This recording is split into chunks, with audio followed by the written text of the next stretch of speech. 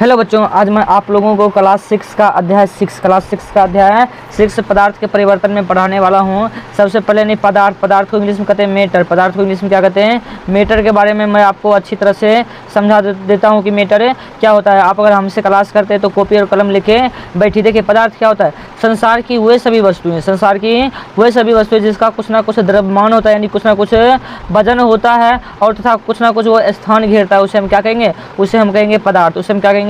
पदार्थ। जैसे देखिए, जैसे हवा हो गया, पानी हो गया, पत्थर हो गया, ईंट हो गया, कंकर हो गया, बालू हो गया, मिट्टी हो गया, ये सब क्या हो गया? पदार्थ। ये सब क्या हो गया? पदार्थ। अब यही पदार्थ में परिवर्तन को समझेंगे। पदार्थ में क्या समझेंगे?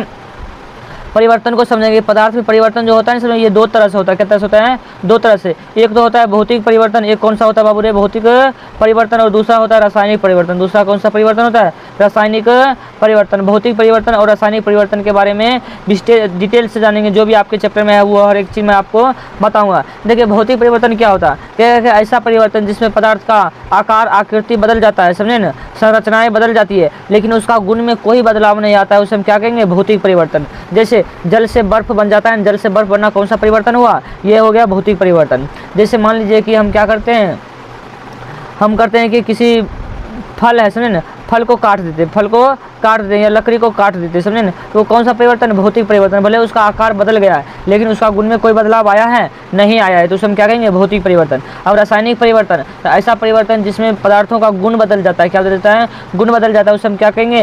रासायनिक परिवर्तन। जैसे कागज का जलना, मोमबत्ती का जलना, भोजन का पचना, कार्बन डाइऑक्साइड मतलब प्रकाश संश्लेषण की क्रिया होना, समझे ना, अब उसे हम क्या कहते हैं? उसे हम कहेंगे रासायनिक परिवर्तन। क्या कहेंगे? रासायनिक परिवर्तन। अब आइए देखिए क्या कहता है पहला इसमें।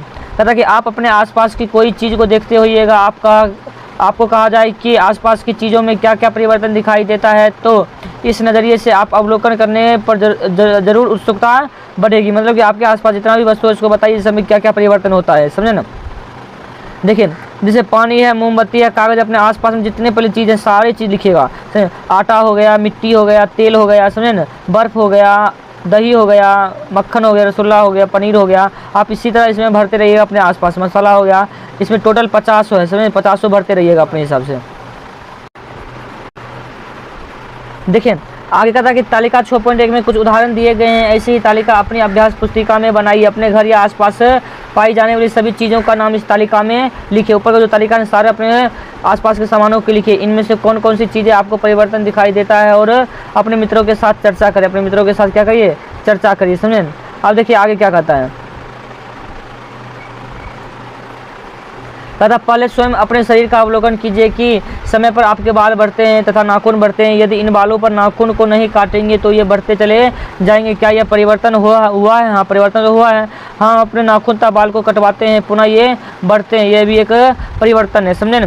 अब देखिए, आइए तालिका 6.1 में सूचीबद्ध घर की कुछ वस्तुओं के साथ क्रियाकलाप करें तथा इनमें होने वाले परिवर्तनों का अवलोकन करें। अब परिवर्तन या तो भौतिक होगा या तो रासायनिक होगा, समझे ना। आइए सबसे पहला देखते हैं, सबसे पहला क्या है परिवर्तन। पहला कहता है अखबार का एक कागज का टुकड़ा लेता, उसे मोड़कर नाव बना ले। इसे आप पानी में चलाकर देख सकते हैं। नाव मुड़े हुए कागज को पुनः सीधा करें। कागज से नाव या नाव से कागज पुनः प्राप्त कर सकते हैं। क्या इस कागज के खिलौने बनाकर खोलकर पुनः कागज की पहले वाली स्थिति में प्राप्त किया जा सकता है? यदि कागज का हवाई जहाज बनाकर ऐसा देखे तो हो सकता है। ये सब कौन सा परिवर्तन है? ये सब भौतिक परिवर्तन है। कागज से नाव बन गया, मतलब देखिए इसका आकृति चेंज हो गया। आकृति क्या हो गया? चेंज। तो बताइए, लेकिन इसके गुण में कोई परिवर्तन हुआ? ये कागज है तो कागज ही नहीं रहा। कोई ऐसा तो नहीं है कि कागज से पेड़ बन गया, नहीं बना। तो देखिए, अखबार के कागज को मोड़कर बनाई गई टोपी या नाव। अब देखिए, अगर थोड़ा आटा लेकर गूथे हुए आटे की लोई बनाकर इसे रोटी बना ले, रोटी बेले। इस बेली हुई रोटी को पुनः चकले से निकालकर लोई बना सकते हैं। इस रोटी को फिर से ये लोई बना सकते हैं। लोई होता है छोटा लोई होता है, फिर उसको क्या करते हैं? रोटी बना, फिर इस रोटी को मोड़ के लोई बना सकते थे। यह भी क्या हो गया? यह भी हो गया भौतिक परिवर्तन। गूथे हुए आटे की लोई और बेली गई रोटी दोनों से एक दूसरे से बना सकते हैं। कौन सा परिवर्तन हो गया? भौतिक परिवर्तन। अब ये क्रियाकलाप 3 देखते हैं। क्रियाकलाप 3 क्या कहता है? कहता कि एक गुब्बारा ले तथा उसे मुंह से हवा दे। फूले हुए गुब्बारों से हवा निकाल ले। हवा निकलने के बाद गुब्बारा पिचक कर पुनः पहले वाली अवस्था प्राप्त कर लेता है। यह भी क्या है? यह भी एक भौतिक परिवर्तन। इसको हम फुला दिए, फिर से क्या हो गया? फिर से हवा छोड़ेंगे तो निकल जाएगा।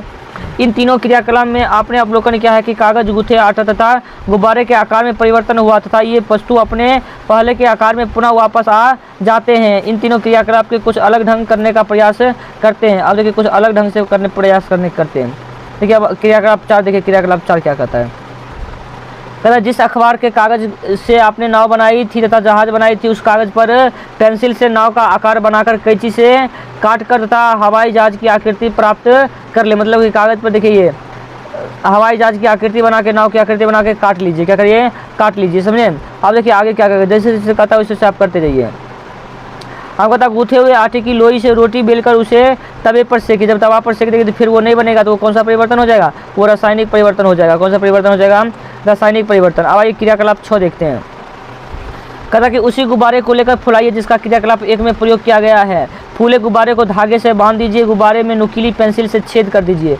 छेद होते ही गुब्बारे मतलब कि गुब्बारे क्या होगा? पिचक जाएगा, हवा निकल जाएगा, समझे। क्रियाकलाप 1 में आपने अवलोकन किया है कि अखबार के कागज को मोड़कर नाव बनाया तथा कागज को खोलने पर अखबार का कागज पहले वाली आकृति में आ जाता है। इसी आकार का कागज क्रियाकलाप 4 में देखिए कैंची से काटकर नाव बनाई गई। आप इसे ऐसा करने से अखबार के कागज को पहले वाली आकृति में प्राप्त कर सकते हैं। अब आइए देखिए क्रियाकलाप 2 क्या कहता है।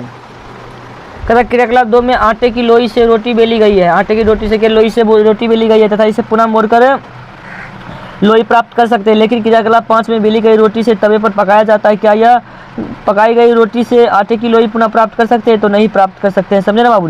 अब देखिए कहता क्रियाकलाप 3 में एक पिच के गुब्बारे को फुलाया गया है। इसमें से हवा निकाले जाने पर गुब्बारे पिचक जाता है। क्रियाकलाप 6 में इसी गुब्बारे को फुलाकर छेद कर दिया जाता है तथा गुब्बारे फट गया है। क्या फटे हुए गुब्बारे को पुनः फुलाया जा सकता है? तो नहीं। अथवा गुब्बारे को पहले वाली अवस्था में वापस लाया जा सकता है? तो नहीं लाया जा सकता, समझे। जब नहीं लाया जा सकता उसे रासायनिक परिवर्तन कहेंगे। अब देखिए कहता कि आप इन क्रियाकलापों के अवलोकन से यह पता लगाते हैं कि 4, 5, 6 वापस नहीं जा सकता है। उपयुक्त क्रियाकलापों से यह बात सामने आती है कि अलग अलग परिस्थितियों में किसी वस्तु को पुनः उसकी पूर्व अवस्था में वापस लाया जा सकता है। वापस नहीं लाया जा सकता, वापस लाया भी जा सकता है, नहीं भी लाया जा सकता। जिससे ला सकते हैं उसे भौतिक परिवर्तन, जिससे नहीं ला सकते उसे रासायनिक परिवर्तन कहते हैं। अब आप घर से बाहर जाकर आसपास की वस्तुओं को पदार्थ में होने वाले परिवर्तनों को देखें तब वर्णन करें कि क्या क्या हो रहा है। तालिका 6.2 में कुछ सामान्य परिवर्तन दिए गए हैं। इसमें कुछ परिवर्तन पूर्व अवस्था में लाया जा सकता है और कुछ को नहीं लाया जा सकता है, उसे छांटिए। आइए हम आपको समझाते हैं पूरी डिटेल से। देखिए दूध से दही का जमना। दूध से अगर दही जम गया तो उसे पूर्व की स्थिति में नहीं लाया जा सकता। ठंडे दूध को गर्म पानी में कर देते, फिर गर्म पानी को ठंडे पानी में कर सकते हैं। दूध से पानी बन सकता है। दूध से पनीर बन गया, फिर पनीर से दूध बनेगा? कभी नहीं बनेगा, समझे ना। अगर चावल से भात बनना, ये भी कभी भात से चावल नहीं बनेगा। कली से फूल खिलना, फिर कली से फूल खिल गया तो फूल से कली आएगा, फिर फूल मतलब कि कली में नहीं आ सकता, समझे ना। अब देखिए गोईठा से कंडा बनाना, मतलब कि गोबर से गोईठा बना दिए फिर कंडा से गोईठा गोबर नहीं बना सकते हैं, समझे ना। अब देखिए जमी हुई कहता है कि जमी हुई आइसक्रीम से पिघली हुई आइसक्रीम में ये कर सकते हैं। जमा हुआ आइसक्रीम को फिर पिघला होकर जमी में बदल सकते हैं। कहता कच्चे मिट्टी का गिलास है तो इसे भी फिर टूट भी गया तो फिर उसे मिट्टी के रूप में ला सकते हैं, समझे। मिट्टी का ईंट बनाना, ईंट बन गया तब नहीं होगा, ईंट तो पक्का होता है ना। गीले कपड़े को सुखाना, देखिए गीला कपड़ा को सुखा दे फिर पानी डाल के गीला कर सकते हैं। रबर को खींचना एवं छोड़ देना, इससे बाद खींच भी सकते हैं, छोड़ भी सकते हैं, फिर खींच सकते हैं। कच्चे अंडे से उबला हुआ अंडा प्राप्त करना, ये क्या हो जाएगा? गलत। कच्चा अंडा से उबला कर दे फिर उबला से कच्चा होगा? कभी नहीं होगा। अब आगे देखिए कहता कि आलू को काट कर टुकड़े में बदलना था। आलू के एक बार काट दे फिर आलू कभी ज्वाइंट कर पाइएगा? नहीं कर पाइएगा। गर्म पानी को ठंडा करना, गर्म पानी को ठंडा कर दे फिर ठंडा पानी को गर्म भी तो कर सकते चूल्हे पे। अब आइए आगे देखिए आगे क्या कहता है, थोड़ा सा बचा है इसमें, छोड़ना तो कुछ भी नहीं है। देखिए कहता कि आपने कुम्हार को अपने चाक पर काम करते देखा होगा। वह मिट्टी की लोई को बर्तन में बदल देता है। कभी कभी आपने देखा होगा कि ठीक ढंग से बर्तन नहीं बनने का हुआ उसे पुनः मिट्टी की लोई में बदल देता है। इस तरह के परिवर्तनों को अवलोकन आपको पता, इस अवलोकनों को पता लगाइए। अवलोकनों को क्या लगाइए? पता लगाइए। देखिए अब आगे क्या कहता है। कहता कि वह किस तरह का परिवर्तन है। कुम्हार इन मिट्टियों को बर्तन को आग में पकाते हैं। आग पकाने के बाद मिट्टी को रंग लाल या कहीं काला हो जाता है। क्या इससे मिट्टी के बर्तन से मिट्टी का ढेर लोई बनाया जा सकता है? यह किस प्रकार का परिवर्तन है? एक बार पक गया मिट्टी तो फिर मिट्टी नहीं बना सकते, यह एक रासायनिक परिवर्तन है, समझे ना। अब देखिए कहता कि आप अपने गांव में अक्सर बैलगाड़ी देखे होंगे, कभी कभी ये शहर में दिखाई पड़ती है। बैलगाड़ी के पहिए की गोलाई को देखिए। आप देखेंगे कि पहिए के चारों ओर लोहे की गोल पट्टी यानी रिम लगी होती है। यह रिम पहिए पर कैसे चढ़ाई जाती है? कहिएगा पहिए के आकार बराबर रिम को ऐसे चढ़ाने में दिक्कतें तो होती है तथा नहीं चढ़ती है। जब रिम को गर्म किया जाता है तो यह क्या होता है, आसानी से पहिए पर चढ़ जाती है क्योंकि यह फैल जाती है, और ठंडा होने के बाद यह कस जाती है क्योंकि ये सिकुड़ जाती है। अब यह अवलोकन करें कि ऐसा क्यों होता है, ऐसा क्या परिवर्तन के कारण होता है? हाँ, परिवर्तन के कारण होता है। क्या लोहे को अन्य औजार हथौड़ी कुदाल तथा खुरपी इत्यादि को लकड़ी के हत्थे चढ़ाने में इस तरह की प्रक्रिया से लकड़ी के हत्थे पर औजार को कसा जा सकता है? तो लकड़ी के हत्थे पर औजार को नहीं कसा सकता क्योंकि उसको आप गर्म कीजिएगा तो वो जल जाएगा, समझे ना। ये आप लोहे की वस्तु को गर्म कीजिएगा तो वो फैल जाता है, फैलने के बाद उसमें घुसा देते हैं, तब वो सिकुड़ता है, तब अपने आप कसा जाता है। अब देखिए क्रियाकलाप 7 क्या कहता है, क्रियाकलाप 7 क्या कहता है, इसको आप एक बार देख लीजिए। क्रियाकलाप 7 को कहता है कि आप बर्फ के टुकड़े को किसी बर्तन यानी कटोरे में रखें तथा अवलोकन करें कि आपने देखा कि बर्तन में कुछ जल जमा हो गया है। आप बर्फ तथा जल में क्या फ़र्क पाते हैं? बर्फ के टुकड़े को दबाने पर कड़ेपन का अनुभव होता है। पिघले हुए बर्फ के जल को प्लेट में या गिलास में डालें, आप देखेंगे कि जल जिस बर्तन में रखा होता है उसी का आकार ले लेता है। बर्फ के टुकड़े को किसी भी बर्तन में रखने पर आकार नहीं बदलता है। बर्फ नहीं पिघलने की स्थिति में आकार बनाए रखता है। मतलब देखिए क्या कहता है कि जिस बर्तन में आप किसी बर्फ के आकार को रख देंगे तो वो टुकड़े उसी बर्तन में रखे रहेंगे, उसका आकार नहीं बदलेगा। बर्फ पिघलने की स्थिति में आकर आकार बनाए रखता है, मतलब बर्फ तो पिघल ही जाएगा। रखिएगा तो बर्फ एवं जल दोनों पदार्थ है, बर्फ और जल दोनों क्या पदार्थ, क्योंकि इसका कुछ ना कुछ वजन होता है और कुछ ना कुछ ये स्थान घेरता है। बर्फ की अवस्था है कि वो पदार्थ को ठोस अवस्था कहते हैं, मतलब बर्फ की अवस्था को क्या कहते हैं, ठोस अवस्था। अब ये थोड़ा सा एक और हम आपको टॉपिक बताइए देते हैं, समझे ना।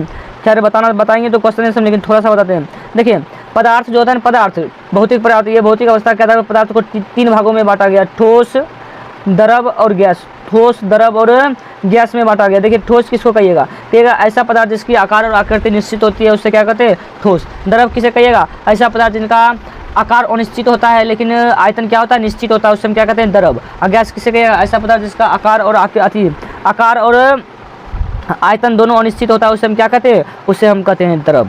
समझे ना, उसे भी हम आगे पढ़ा देंगे, समझे, टेंशन मत लीजिए। अब देखिए आगे कहता कि आप जानते हो कि पदार्थ की 3 अवस्थाएं होती है। पदार्थ की कितनी अवस्थाएं होती है बाबू रे, 3 अवस्थाएं होती है। अभी हम बताएं, देखिए बर्फ जो है ना, ये बर्फ ठोस है, जल जो क्या है, द्रव है, और उसके बाद भाप जो जलवाष्प बनता है उससे हम क्या कहते हैं, उससे हम गैस कहते हैं। इसको आप एक उदाहरण से समझिएगा। आप एक बर्फ के टुकड़े को लेकर आइएगा, बर्फ के टुकड़े को लेकर आइएगा, उसको हीट कीजिएगा तो वो क्या बन जाएगा, जल। क्या बन जाएगा, जल। और फिर जल को भी हीट कीजिएगा तो वो भाप बन के उड़ने लगेगा, जिससे हम कहते हैं बाष्प, यानी वो हो गया गैस। यानी ठोस को गर्म कीजिएगा तो द्रव बनेगा, द्रव को गर्म कीजिएगा तो गैस बनेगा। ठीक इसी तरह होता है, जब गैस को ठंडा कीजिएगा तो द्रव बनेगा, और द्रव को और ठंडा कीजिएगा तो क्या बन जाएगा, ठोस बन जाएगा। क्या बन जाएगा बाबू रे, ठोस। देखिए बर्फ को पिघलाना, बर्फ को पिघला रहा, फिर देखिए इसमें जल का वाष्पन यानी संघनन करना। पहले देखिए जल का वाष्पन और संघनन समझ लेते क्या होता है। देखिए जल को वाष्प के रूप में करें जिसे वाष्पन कहते हैं। जब यही पानी ऊपर से कपड़े के माध्यम से नीचे वाष्प से द्रव के रूप में बदल रहा है उसे हम क्या कहते हैं, उसे हम संघनन कहते हैं। जब वाष्प द्रव के रूप में बदलता है उसे हम क्या कहते हैं, संघनन कहते हैं।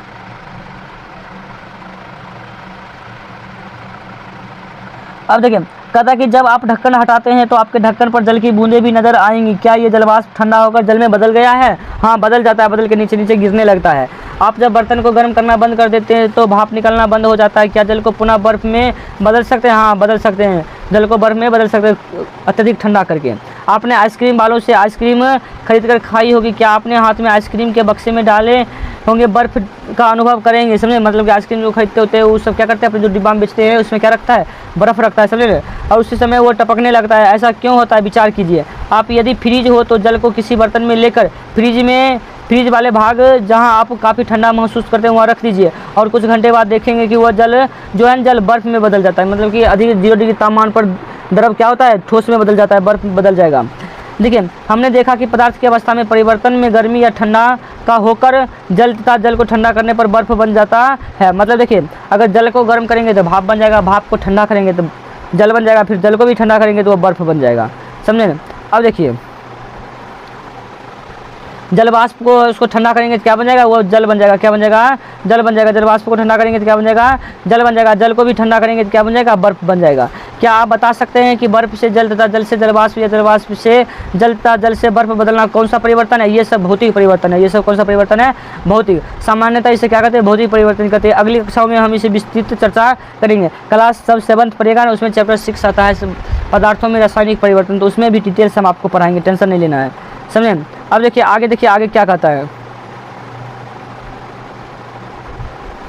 क्या सभी ठोस पदार्थों को गर्म करने पर ठोस से द्रव से गैस में बदला जा सकता है? नहीं, देखिए सबको नहीं। आप जैसे लकड़ी है, लकड़ी भी तो ठोस है, इसको आप द्रव और गैस में बदल सकते हैं? नहीं बदल सकते। ईंट भी तो ठोस है, इसको आप द्रव और गैस में बदल सकते हैं?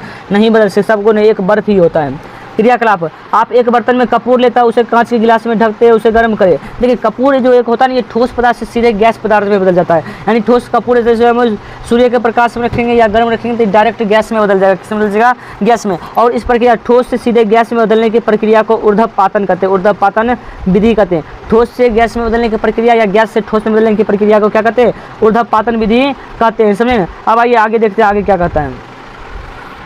कहता कि आप देखेंगे कि कपूर बिना पिघले हुए धुएं की तरह निकलकर गिलास की भीतरी सतह पर जमा हो जाता है। जब आपके कपूर नहीं दिखाई दे तो वह गर्म करना बंद कर देता। कांच की भीतरी दीवार पर चम्मच से खरोच करता है, उससे जगह इकट्ठा करने पर आपको ठोस रूप में कपूर मिल जाता है। इस प्रक्रिया में पदार्थ केवल दो अवस्थाएं, ठोस और गैस। ठोस और कौन सी? गैस है, समझे ना। अब देखिए दिखती है, अब देखिए कपूर की ठोस अवस्था, कपूर की ठोस अवस्था जो है ना, कपूर की गैसीय अवस्था, मतलब कपूर को गर्म कीजिएगा डायरेक्ट गैस बन जाएगा, गैस को डायरेक्ट ठंडा कीजिएगा की बन जाएगा? कपूर बन जाएगा। इस तरह क्रियाकलाप को नौसादर को लेकर भी कर सकते हैं, मतलब नौसादर होता है, नेफ्थालीन होता है, एंथ्रासीन होता है, ये सबसे आप भी कर सकते हैं। अब आइए आगे देखिए, कहता क्रियाकलाप 9। क्रियाकलाप कितना कहता है? 9। कहता कि आप एक अंडा लेकर फोड़ता, उसके अंदर द्रव पदार्थ को लेकर किसी बर्तन में गर्म पानी देखिए, अंडे निकला द्रव ठोस में बदल कर उबले हुए अंडे को देखकर अनुमान लगाइए कि अंडे का द्रव गर्मी पाकर ठोस में बदल जाता है। अंडा जो है ना, अंडा को आप पानी में रख के गर्म कीजिएगा तो वो गैस में गर्म में रहता है, द्रव से डायरेक्ट क्या हो जाता है? वो ठोस में बदल जाता है। किस में बदल जाता है? ठोस में गर्मी पाकर बदल जाता है। अब देखिए क्रियाकलाप 10 भी देख लेते हैं। तथा एक छोटी मोमबत्ती लेकर उसकी लंबाई स्केल से नापे, इसका उचित स्थान पर लगा जलाएं, कुछ समय बाद जलने दे, मोमबत्ती को बुझा दे, पुनः उसकी लंबाई मापे। देखिए ये मोमबत्ती है, इसकी लंबाई इतना, इसको हम जलाएंगे तो घटते जाएगा ना, और फिर से इसको बत्ती तो चल गया तो उसको वापस नहीं कर सकते, लेकिन जो मोम पिघल रहा है इसको फिर इस आकृति में ढाल सकते हैं। तो मोम का पिघलना एक भौतिक परिवर्तन है, मोमबत्ती का जलना एक रासायनिक परिवर्तन है। आप याद रखें, मोम का पिघलना भौतिक परिवर्तन, मोमबत्ती का जलना एक रासायनिक परिवर्तन है, समझे। क्या मोमबत्ती को पहली वाली लंबाई में पुनः प्राप्त कर सकते हैं? तो मोम को कर सकते हैं, मोमबत्ती को नहीं। ऐसे परिवर्तन को रासायनिक परिवर्तन की श्रेणी में रखते, तब विस्तृत जानकारी अगली कक्षा में करेंगे। मोमबत्ती जल रहा है तो उसे हम कहते हैं रासायनिक परिवर्तन, लेकिन मोम पिघल रहा है उसे हम क्या कहेंगे? उसे भौतिक परिवर्तन। यदि हम कुछ मोम बर्तन में ले और गर्म करें तो इसे परिवर्तन को पलट सकते हैं। उपयुक्त क्रियाकलापों से परिवर्तन की दृष्टि से क्या अनुमान निष्कर्ष निकाल सकते हैं? निष्कर्ष निकाल सकते हैं। देखिए आप क्या क्या कहिएगा। अपने क्रियाकलापों से यह अवलोकन क्या है कि कोई ठोस पदार्थ गर्म करने पर द्रव अवस्था तक गैसीय अवस्था में बदलता है, कोई ठोस से सीधे गैस अवस्था में, ठंडा होने वाली अवस्था में प्राप्त कर लेता है। अंडे से उबालने पर यह द्रव अवस्था से सीधे ठोस अवस्था में बदल जाता है। कोई पदार्थ इसी अवस्था में आने वाले पहली अवस्था को प्राप्त नहीं करता है। अवस्था परिवर्तन के लिए पदार्थों के विशिष्ट गुण एवं प्रकृति होना चाहिए, जिसके अलग अलग स्थिति अवस्था में परिवर्तन होता है। इस परिवर्तन पदार्थ की अवस्था, आकार एवं रंग या अन्य गुणों पर भी हो सकता है। अब आइए कुछ नए शब्द देख लेते हैं। अब देखिए भौतिक परिवर्तन को कहते हैं फिजिकल चेंज, रासायनिक परिवर्तन को कहते हैं केमिकल चेंज, और कहते हैं जलवाष्प को वाटर वेपर। देखिए हमने क्या क्या सीखा वो भी देख लीजिए। वस्तुओं के बारे में देखा, पदार्थों की अवस्था में परिवर्तन देखा, 3 पदार्थों की अवस्था में परिवर्तन देखा। कुछ पदार्थों की अवस्था में हुए परिवर्तन के बाद उन्हें पुनः अवस्था में लाया जा सकता है, ये भी पढ़ चुके हैं। कुछ परिवर्तन ऐसे होते हैं जिनमें पदार्थ को पुनः प्राप्त किया जा सकता है, और कुछ ऐसे होते हैं जिसको पुनः प्राप्त पूर्व की अवस्था में नहीं कर सकते। ये सब हमने देख लिए। अब आइए इसका क्वेश्चन आंसर हम पार्ट 2 में करेंगे। इसका क्वेश्चन आंसर हम करेंगे पार्ट 2 में करेंगे, समझे। अगर ये वीडियो आपको अच्छा लगा तो चैनल को क्या करें? सब्सक्राइब कर लें। धन्यवाद।